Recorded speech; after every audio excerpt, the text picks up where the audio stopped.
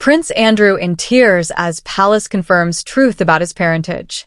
The gilded halls of Buckingham Palace have seen centuries of secrets. From whispered betrayals to dynastic alliances, the monarchy has thrived on both tradition and silence. But in a twist that has shaken the royal family to its core, the palace has reportedly confirmed a revelation so explosive that even the most seasoned royal watchers were left stunned. At the center of it all stands Prince Andrew, the Duke of York, who, according to insiders, was reduced to tears when the truth of his parentage was finally revealed.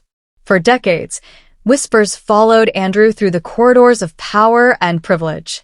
Unlike his siblings, his striking features, the fiery auburn hair of his youth, the mischievous smile, had often drawn comparisons to someone outside the immediate royal line. Conspiracy theorists, gossip magazines, and even casual observers speculated that Andrew bore little resemblance to King Charles or Princess Anne. The most persistent speculation centered on Andrew's uncanny likeness to a dashing naval officer of the 1960s, handsome, confident, and often seen in the company of a young Queen Elizabeth when she was still a mother balancing duty and personal life. Though fiercely denied for years, the whispers refused to fade. They lingered like ghosts in the palace halls, always unspoken but never forgotten. It was during a quiet summer morning at Balmoral Castle that the seismic announcement was made. Courtiers gathered the senior royals for what they called a family update, though the weight in the air told them it was far more than routine. A palace aide read aloud a carefully worded statement. It was, at last, the official confirmation.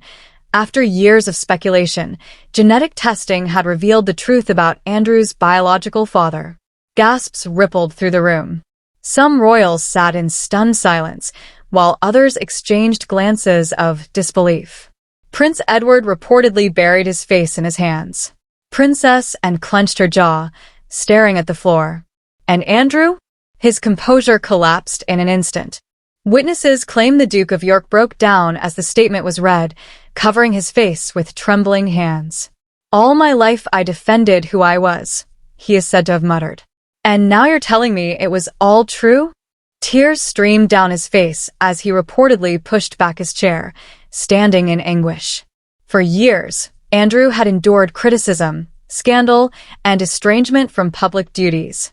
But nothing could have prepared him for the knowledge that the man he called Papa was, in fact, not his biological father. Prince Philip had been a towering, complex figure in Andrew's life, strict yet proud, often gruff, but unmistakably protective. The idea that Philip was not truly his father tore open wounds Andrew hadn't known he carried. The revelation forced the royal family to reckon with a painful truth. Queen Elizabeth II, the figure of duty and stability for an entire nation, had carried this secret in silence for decades. Friends close to the late monarch suggested that Elizabeth had been deeply conflicted. She loved Philip fiercely, yet the pressures of her youth, the loneliness of her role, and the rare sparks of companionship she found elsewhere may have led to moments of weakness. Some sources insist Philip always knew, or at least suspected. The Duke of Edinburgh, proud yet pragmatic, reportedly once remarked to a confidant, "A man doesn't need blood to raise a son." If true, it would explain his unwavering presence in Andrew's life, despite differences in temperament and the controversies that surrounded his second son. Prince William and Princess Catherine, though not directly entangled in the scandal, understood the gravity of the revelation. The monarchy's image depends on stability, and this truth threatened to fracture the foundation of the House of Windsor. William, ever protective of his father King Charles, reportedly tried to shield him from the initial fallout. "We can't let this undo everything grandmother built," he told aides. Catherine, meanwhile, focused on compassion, quietly reaching out to Andrew despite his tarnished reputation. She told him that family is not defined by blood alone, a friend of Catherine shared.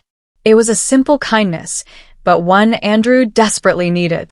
For Charles, the revelation was perhaps most cruel.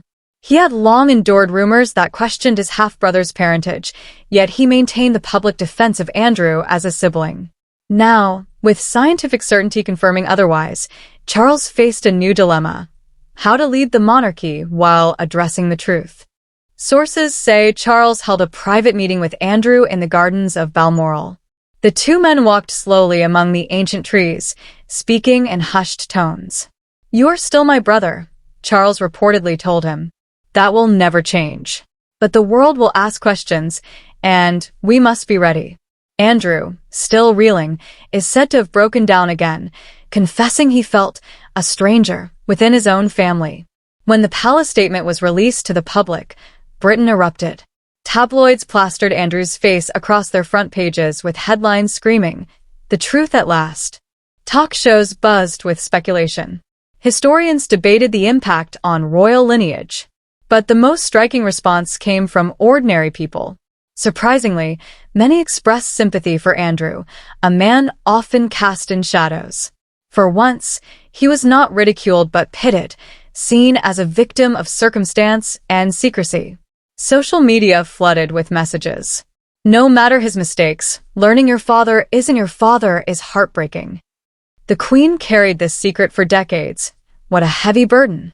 Family isn't just blood. Philip raised him, and that makes him his son. For perhaps the first time in years, Andrew found himself embraced not as a disgraced duke, but as a human being caught in a storm beyond his control. The palace now faces difficult decisions. Will Andrew's titles and position be further altered in light of this revelation? Will the monarchy officially revise its records? Some advisors argue for silence. The less said, the better. Others believe transparency is essential to preserving trust in the crown. But beyond politics and protocol, the human story endures.